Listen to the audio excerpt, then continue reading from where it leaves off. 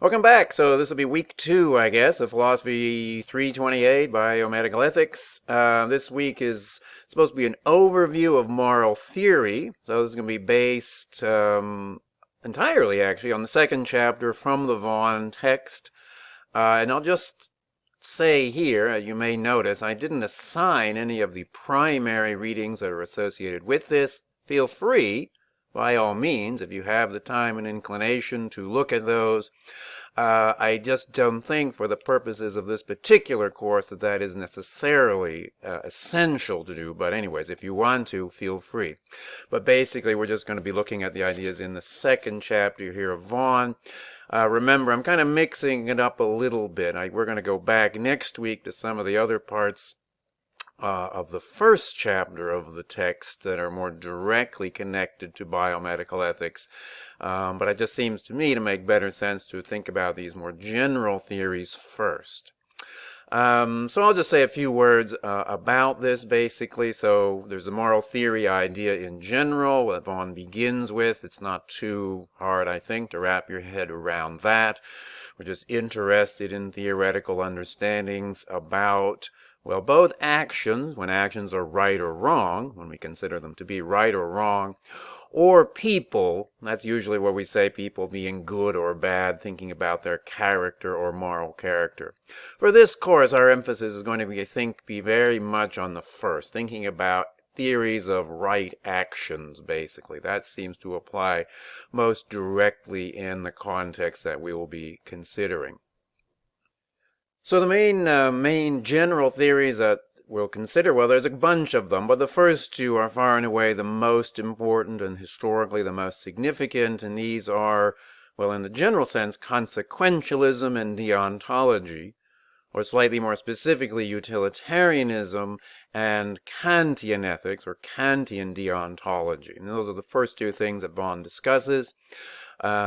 It's not too hard to grasp these, especially the first. Utilitarianism is basically just the idea that we judge actions as being right or wrong to the extent that they lead to or result in, have as an outcome, consequences, a higher degree of overall good or overall well-being. So happiness or human well-being considered in an aggregate sense, basically. And they mention, or Vaughan mentions, we can think about these in two fundamentally different ways, in terms of specific acts, or slightly more generally in terms of certain kinds of acts, or rules, basically. The upshot is always the same, though, that our focus, our attention should always be exclusively on the consequences that result from the actions. That's how we judge whether it should be seen as right or wrong. Completely different from utilitarianism is deontology, in particular in the form that the philosopher Immanuel Kant gave to it, where the idea has nothing whatsoever to do with consequences. We don't pay any attention to expected outcomes from a certain action. We just focus exclusively on the intrinsic nature of that action itself. Basically, if you like, roughly, sometimes we say like one's intention, right? How one goes about acting in a certain way. Specifically, whether one has really considered whether this is one's duty. Now, Kant happened to think that we could derive that from thinking about our rational nature itself. Many people don't think that's possible, but it's just a very strict view. In a way, I think you can think of it like this. The main thing that it is concerned with is just making sure that we never, ever make an exception, either of ourselves or anyone else. We never try to weasel out of our duty. We always just need to think very hard, very clearly about how we should act, and we should just do that, quite irrespective of what may result from it. So these two views are completely different, as you can see, and each of them has maybe a certain claim on our attention. As Vaughan, I think, points out, basically, their weakness lies in the fact that, well, each of them are kind of like a single-axis theory. In each case, there's just one idea, basically, and that just makes them a little rigid, a little bit awkward to deal with. And as we'll see when he discusses the adequacy of these theories, that is basically what comes out. Some of the other things they talk about there that he brings up, one is called principlism, funny little word. This is actually probably quite a bit more sort of adequate, or sorry, I meant to say accurate, in terms of what goes on in a lot of our moral thinking, in life in general, and in particular in the biomedical context, basically where we have many principles, not just one, but many principles, all of which we consider to be important, and the real challenge lies in just seeing how they play off against one another in any particular case. This is often what we do, and when we go next week back to some certain key principles that are central to biomedical ethics, that's exactly what we see. These principles, each of them are what we call prima facie. That means each of them makes sense on its own. It's just that what we need to do is see which one in any given case actually overrides any others, or just how it all cashes out in this or that case. This makes a lot of sense, but we'll see the problem is, well, there is a problem, and it's exactly the opposite as in those single axis theories. Here, we're not clear on just what is the basis on which we adjudicate between the plurality of different principles. In this sense, there seems to be a connection, or there no doubt is some connection between principlism and what comes at the very end of his discussion, casuistry, where our focus really is on concrete cases and trying to just base ourselves solely on those.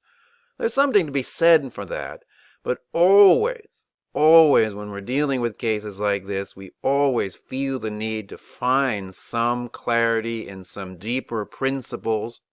And so it may even be the case, well, in fact, it will be, that sometimes when we're just not sure what our judgment ought to be about this or that action or possible action, our attention even goes back to some of those basic ideas associated with utilitarianism or deontology. There are a few other things in that chapter I'd like you to read but not get too stressed about right now anyways. There's a little chapter on natural law. Kind of read it, don't get too stressed about it.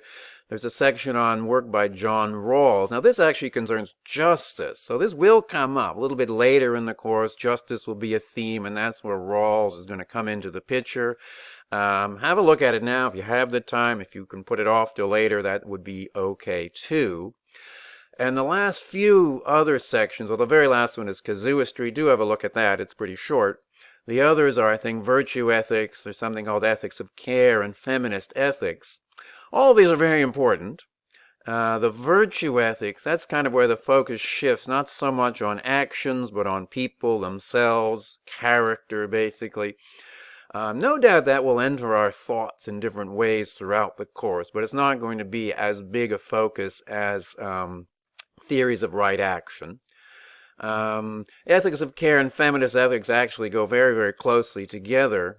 And in the same way, it's not necessarily going to come out explicitly, but I will say those are very, very important concerns. Feminist concerns are very important in the ethical context, no doubt about that.